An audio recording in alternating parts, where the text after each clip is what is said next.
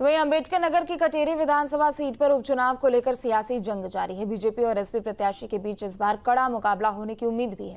तो वहीं उपचुनाव में किसकी होगी जीत और इसे लेकर विधानसभा कटेरी के लोगों का क्या कुछ कहना है, ये भी आपको चलिए सुनाते हैं। कटेरी उपचुनाव का बिगुल बज चुका है और लगभग चुनाव करीब आ चुका है। 20 तारीख को यहां पर वोटिंग होगी। इसी के मद्देनजर आज सीएम योगी ने यहां कटेरी बाजार में रामदेव जनता इंटर कॉलेज में अभी आज दोपहर में एक जनसभा को संबोधित किया है। पूरा सियासी पारा कटेरी का गर्म है। हमारे साथ यहाँ के लोकल कुछ युवा मतदाता हैं, कुछ सीनियर सिटीजन भी हैं, जिनसे हम बात करेंगे कि आखिर कटेरी की जनता का मूड क्या है, जीत रही है और क्या का मुद्दा सबसे बड़ा बेरोजगारी है। बेरोजगारी के अलावा कोई मुद्दा नहीं दिख रहा। इस बार विकास को देख रहे हैं लोग। यहाँ विकास को देखते हुए अम्बेडकर नगर कटेरी का चुनाव जो है जनता ने चुन लिया। अमित भैया जिंदाबाद। लड़ाई तिकोड़िए हैं, तीनों प्रत्याशी मिलकर लड़ रहे हैं। अब देखिए आज महाराज जी भी आए थे कटेरी के मैदान में। परिवारवाद का सफाया होना तय है। कटेरी की जनता पूरी तरह से ठान ली है, खासकर पूर्वी समाज। मतलब त्रिकोणीय लड़ाई है, तीनों पार्टियां लड़ेंगी बराबर, लेकिन मेन मुद्दा विकास का है। कटेरी पिछड़ा हुआ है थोड़ा सा विकास में। जो भी पार्टी अच्छे से विकास करेगी वही लोग पाएंगे। अम्बेडकर नगर से न्यूज स्टेट के लिए प्रवीण उपाध्याय।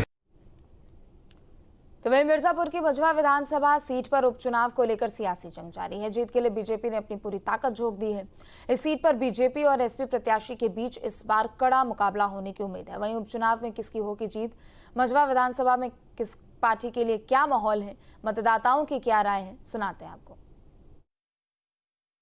इस समय मिर्जापुर के मझवा विधानसभा क्षेत्र में हैं हम लोग, और आइए कुछ लोगों से बात करते हैं कि इस बार मझवा विधानसभा में किसकी जीत होगी। भारतीय जनता पार्टी पूरी ताकत लगा दी है और आज योगी आदित्यनाथ मिर्जापुर पहुंचे थे मझवा विधानसभा क्षेत्र में। ये कुछ लोगों से बात करते हैं और जानने की कोशिश करते हैं कि इस बार मझवा विधानसभा कौन जीतता है। भारतीय जनता पार्टी की अपनी सुष्मिता मौर्य जी प्रत्याशी हैं, वो जीत रही हैं। अब बहुत ही कम से कम 50,000 वोटों के ऊपर से ही जीतेंगे। सबसे पहले तो आप देख लीजिए सपा के सरकार में जो ये पुल था आपका यहाँ वाला भटौली वाला जो पुल था, केवल पिलर पे ऐसे खड़ा था। जब हमारी सरकार बनी सबसे पहले पुल का निर्माण हम लोगों ने करवाया, हमारी सरकार ने कराया, जो कि जनता के लिए पूरी तरीके से आने जाने के लिए हो गया। ऐसे कई सारे बड़े मुद्दे हैं कि भारतीय जनता पार्टी पूरा काम की। देखिए ऐसा है कि भारतीय जनता पार्टी के लोग केवल जनता को गुमराह करने का काम करते हैं और गुमराह करके वोट लेने का काम करते हैं। इस बार जनता जान चुकी है और इनको जवाब देने भी जा रही है।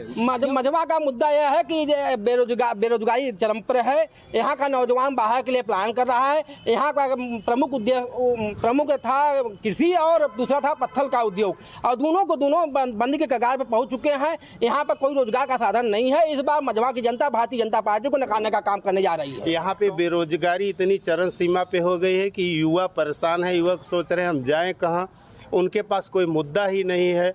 भारतीय जनता पार्टी केवल बड़े बात करते हैं, लेकिन धरातल पे कोई काम उनका नज़र नहीं आता। देखिए निश्चित रूप से मझवा विधानसभा में दूसरी बार हम लोग कमल खिलाने जा रहे हैं। शिक्षा और स्वास्थ्य में आप देख लीजिए कि हमारी सरकार ने किस तरीके से काम किया है। लगातार शिक्षा को बढ़ाते हुए कई विश्वविद्यालय की स्थापना, कई कल्याणकारी योजना, इसके साथ साथ जो है स्वास्थ्य के मामले में आप देख लीजिए आज पूरे उत्तर प्रदेश में स्वास्थ्य की स्थिति सभी प्रदेशों से हम लोग उम्दा, और केवल योगी आदित्यनाथ जी की सरकार और प्रधानमंत्री मोदी जी के सरकार की वजह से हम लोग आज दोबारा जीतने जा रहे हैं। हमारा जनप्रतिनिधि जो भी हो, जो आपके समस्याओं को समझे, जो सदन में उठा सके। देखिए मझवा में जीत का तो नहीं बता सकते, लेकिन इस बार जो मझवा में जो है टक्कर है वो कांटे की टक्कर है।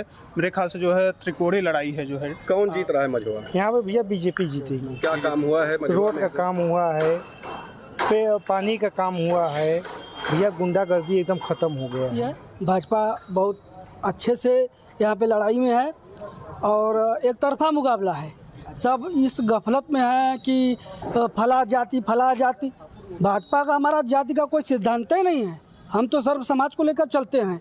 बटेंगे तो कटेंगे, ये हर एक व्यक्ति आज के समय में जानता है कि इस एक वाक्य की क्या अहमियत है। तो इसलिए हमारा हिंदू समाज एक है।